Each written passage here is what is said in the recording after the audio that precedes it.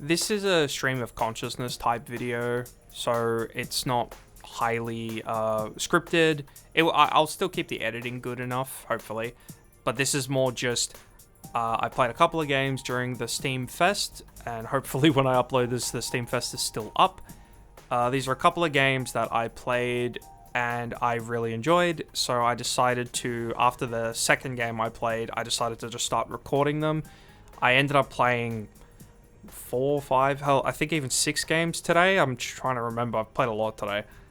Recorded all of them and just looked back through my footage and just took a few notes about things I liked, things I didn't like. But I do recommend all of these games. Regardless of what I say, this is more just me trying to re-hone my analysis skills, but admittedly it's kind of haphazard, but also to get back into the swing of, even though it's minimal writing here, still the whole process of writing, recording, editing, making a video. So these are the games I played. I hope you enjoy, and apologies in advance.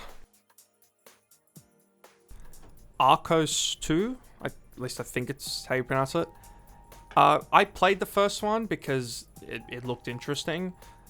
I didn't really like it. I can't quite put my finger on it, whether it was like, I think it wasn't greater than the sum of its parts, if that's a phrase. I found it to be very boring, they're just very uninspired, which I understand it's sort of generic. There's a very generic takes, and you could just say that about anything to try and sound negative, but it just didn't stick. Basically, that's the best thing I got. However, the sequel seems to be a lot more of an improvement in at least most of the things that I encountered, being, like more interesting weapons and enemies. For example, there's like a teleporting staff where you can mark an enemy and then you teleport to them and you make the enemy explode, which was fun. That's fun. That's cool. Secrets and stuff with the glass panes and stuff, and the blood in the walls, or I'm assuming it's blood to hide secrets. I quite like that. Just the overall shooting feels a little bit tighter. The game looks nicer, looks a little bit more polished. Funnily enough, it runs better despite being a demo and looking better, but that's just optimization for you, I guess. The demo has 3 levels that each one took me about 5 to 8 minutes, and I enjoyed them.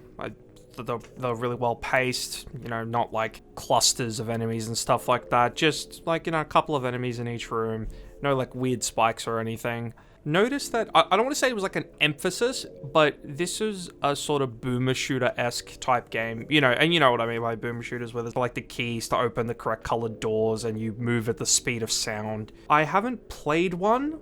I'm sure there's other ones that are more of a focus on the environment, but I haven't played one, at least in recent memory, that relies on you looking around and actually shooting your environment, as dumb as that sounds. You have to shoot switches and stuff like that, and they're hidden pretty well, which is why I think the final level took me upwards of 10 minutes, which made me feel very dumb. But overall, the demo, and I can't obviously talk about the quality of the full game, but and for the rest of this video, I am talking about the quality of the demos as they are now, or at least at the time of upload. And yeah, it's 3 solid levels, take you not even more than 20 minutes, half an hour, unless you're an idiot like I am. But yeah, it's pretty solid. Captain Wayne Vacation Desperation actually caught me by surprise because it's a GZ Doom game, which is basically a modded Doom engine where some of the best mods have come out. Recently, for example, everyone's heard about My House, which was, really good. A lot of old GZ Doom mods I remember playing as a kid, so seeing that interface and seeing that little menu pop up when it launched actually kind of brought back a big wave of nostalgia. I was already sold on it. So it's basically Doom, old Doom, which is great. A few things of note, the weapon variety is alright. It's basically just your pirate arm doing different Naruto hand poses, the hand jujutsu, whatever it is, a machine gun or a shotgun. And they have alternate fires. For example, the shotgun shooting one barrel at a time or shooting them both. Cannonball, which is, I'm assuming this game's BFG. It's it's a cannon that shoots cannonballs.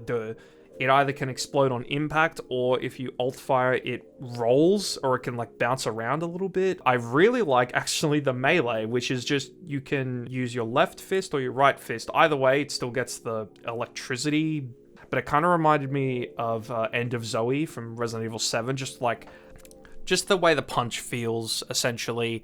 Like holding it for a few seconds, and then you let it go at just not at the right time, but you can overcharge it. So you charge it for your hand shakes a little bit, and then you hold it a little bit more, and it shakes even more, and then you let go, and you dash forward, and you just basically, it's like a cleave essentially. It's got a pretty like wide range in front of you, and it just cleaves things, and it just feels really good. Another thing I liked is that the game is actually challenging. I died like 3 times because I used to save in the middle of boomer shooters, but I've stopped doing that recently after a mate of mine told me that's how he plays them, and he much more enjoys it that way. So I tried it, and I died 3 times, I think, 2 or 3 times, trying to finish the level. But I 100%ed it because I really enjoyed taking my time. And even though I said taking my time, like I mentioned with Arcos II, it's only 1 level, however, which is a bit sad. There is a tutorial and a practice range. I didn't look at those. I just did the main level. The main level, which I 100%ed, which is items, kills, and secrets, took me about 8 minutes on my final attempt. So including attempts where I died, I'd say it took me 15 minutes, I'd say. Maybe a little under 20. Really enjoyed it. It was really good. Visually, looks insane. Probably one of the best GZ Doom games in terms of aesthetics. There's like 2 different set pieces, and there's 1 or 2 bosses, I think. No. There's 1 boss, and then the boss kind of gets brought back for like a power trip kind of thing at the end, where you basically get like a god mode power up. All in all, really solid, and this is one I'm definitely looking forward to. Like, I definitely can't wait for the full thing. El Paso Elsewhere. Very much a game just riffing on Max Payne, obviously, but it makes it insanely obvious that it knows what it's doing, where it's a gritty, dark story told with very edgy and moody dialogue, where your character just sees the worst in everything, like to the point that it's, like it's funny. You take painkillers to heal, as the slow motion diving. Not every single level in Max Payne was like this, because a lot of them were grounded. You were fighting thugs in like factories and apartments and then big high rises and stuff like that. But the levels in this one that I played seem to take more off the dream sequences of Max Payne, specifically like in the first one where you're like running like along the trail of blood. That kind of aesthetic. You don't actually like do that. So they're very, very dreamy.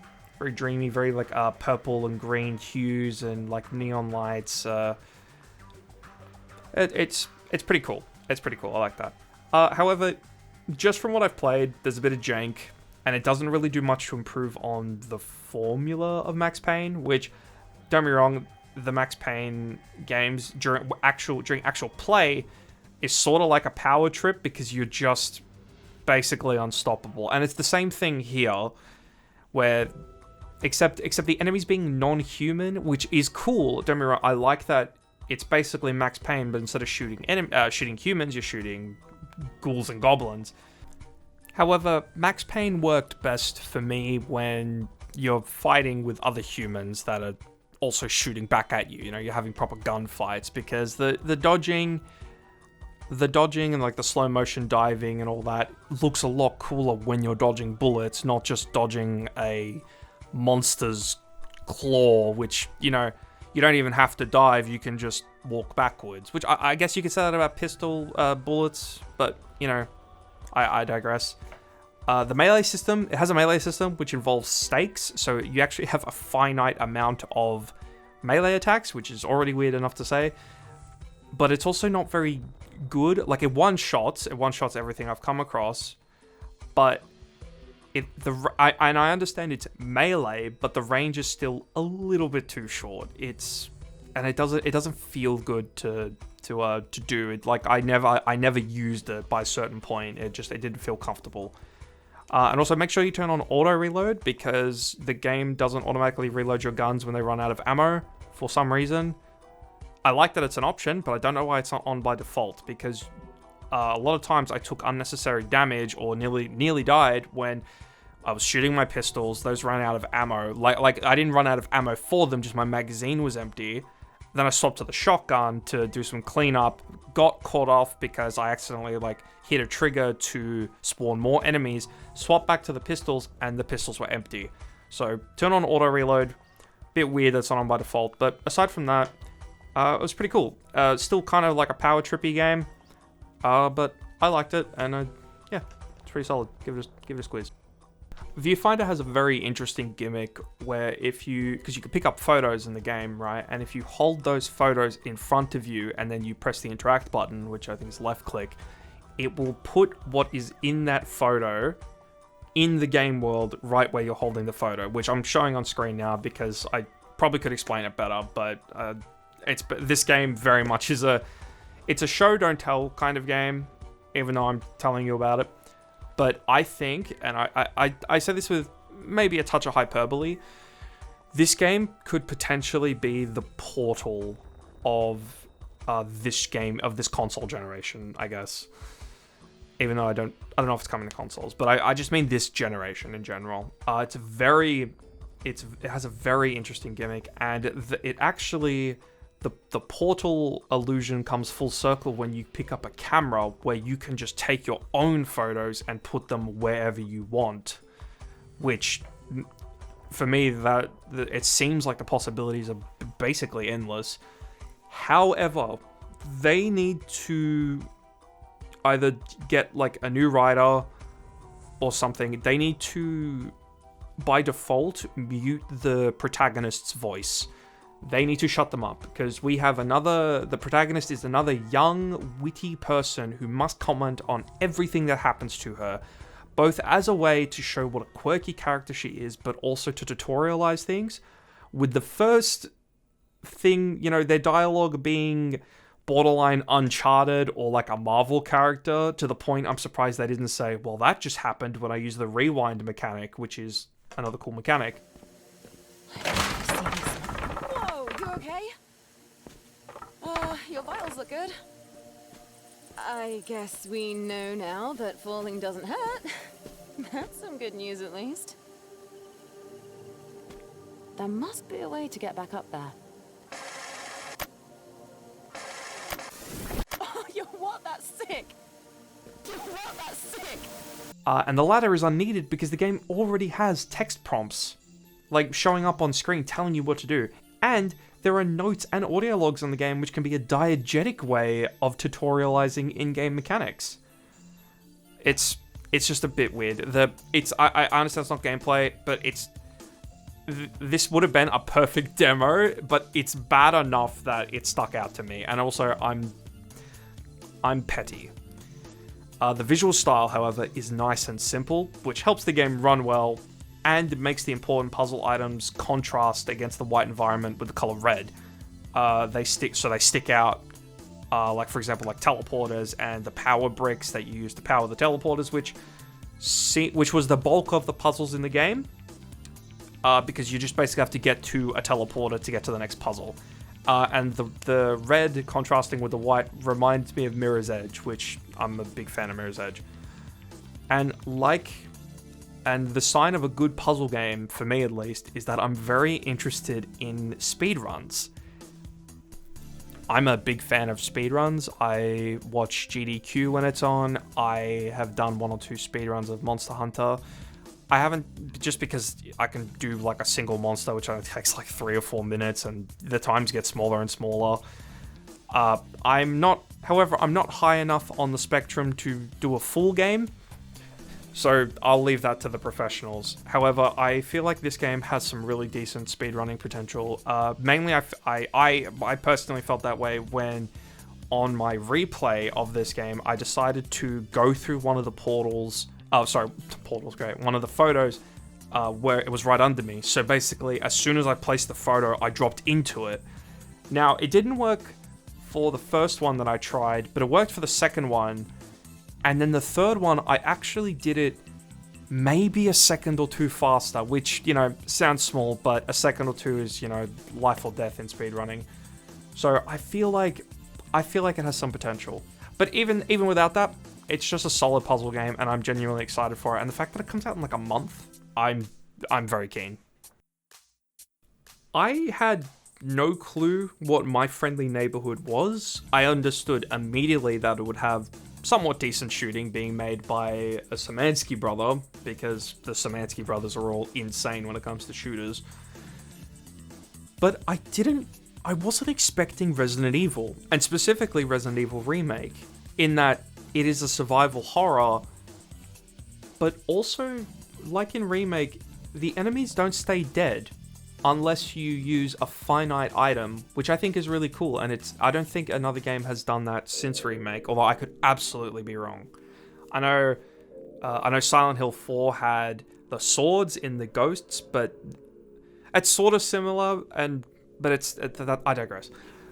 But yeah, this caught me by surprise. I was already excited for it, so I was going into it with an open mind, but it really caught me off guard how solid it is. It's not super scary, because it's not like in your face like ooga booga, and I'm aware horror is subjective, and I swear there's games out there that turn me into like a scared little kitten. But the horror in this game is nice and subtle. It's more unsettling and just discomforting more than in your face, which is a big plus because I find jump scares cheap regardless of how well they're built up.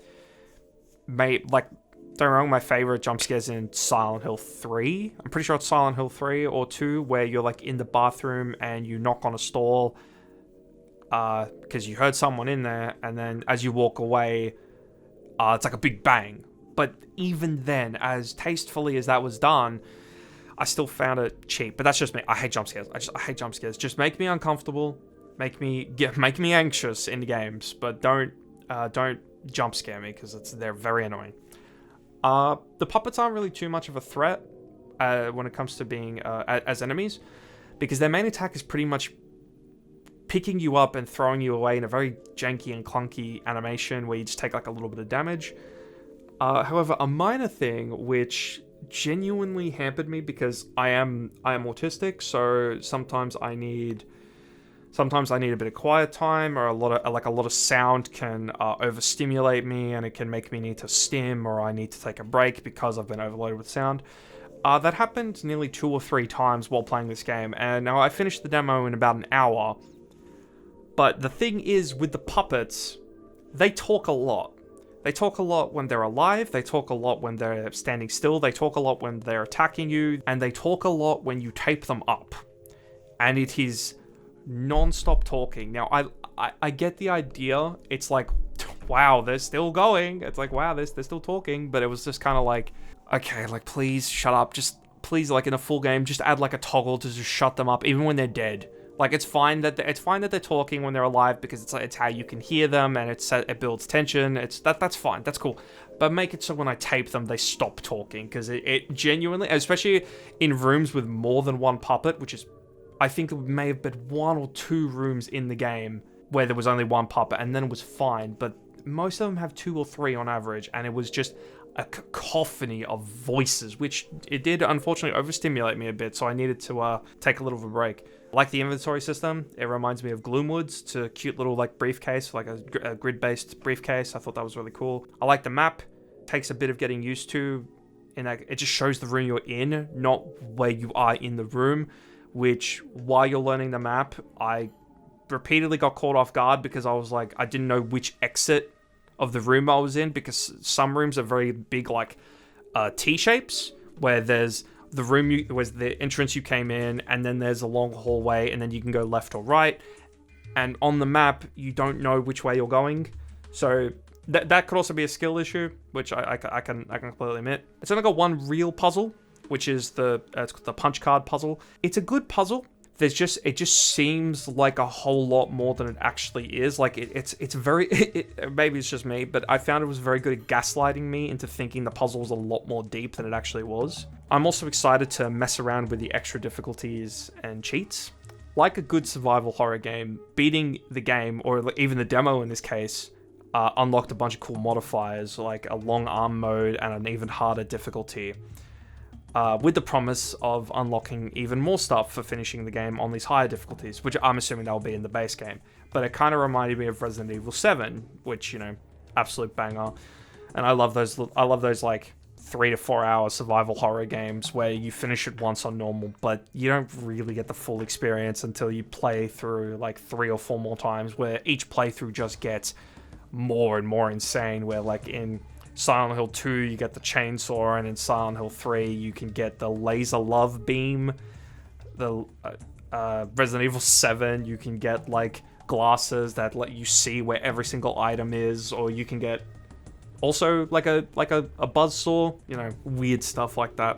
My only gripe with the demo was I was never really short on items. Like, I don't know, maybe because I'm an epic hardcore gamer and immediately went into scavenger mode the moment I realized it was a survival horror, because it makes it, don't get me wrong, it makes it clear pretty quickly, but I was never short on ammo or healing items, partly because, like in a proper survival horror game, I avoided a few fights that I could maneuver my way around. They were very easy to maneuver around. The items were just so plentiful. There's 2 weapons, basically a pistol, basically a shotgun, and I found more than enough ammo to take out every single enemy with the pistol, except for the maybe 3 that I avoided. There wasn't enough tape for every single enemy in the game, which in the demo, which was good. Aside from that, I just found it a bit easy. I healed once because I misjudged how the range of like a puppet grabbing me. But again, aside from that, really good, really interested in the full game, because hopefully if it's just like a 3 or 4 hour survival horror game with really good replayability and then just like insane unlockables and stuff like that, and cheats and modifiers and harder difficulties. Hell, there's even a speedrun mode, so I'm definitely thinking the game's going to be sub like 3 hours. But yeah, I'm interested in it. It's really good, really good. This video was interesting to record. It took me, I want to say like an hour to record, because I didn't like my takes. I didn't like what I was saying, so I have kind of edited what I've said, obviously, as like, you know, I don't look like too much of an idiot. But the amount of time I spent recording just the intro alone, it would have been quicker for me to take 10 minutes, write out a proper intro, and then just ad-lib the rest of the video. Don't worry, I'm not going to make a habit out of this. Like I said before, get back into the swing of things, because I am working on some other videos. I just wanted to talk about some Steamfest games, because this is the first Steamfest that I've really actually put some time into and actually explored, played some new games, and I'm very happy I did. I've always looked at like 1 or 2 demos, but they've always been for games that I've been interested in, and if it didn't have a demo, then I didn't really care about the Steamfest. But this one, I was like fuck it, I'm gonna play some new stuff, and I'm really happy I did. These were some absolute bangers, and each one took me on average half an hour. But yeah, no, really enjoyed it, and I really enjoyed all of these. I hope you all enjoy them as well. Sorry if this video is not up to par with my other ones, or if you don't like the way I did this sort of video. It's a new thing for me, but it's not going to be a recurring thing. Maybe I'll do it for like next Steamfest, maybe like a cheeky yearly thing, you know, I could roll with that. But yeah, let me know how bad this turned out. Thanks.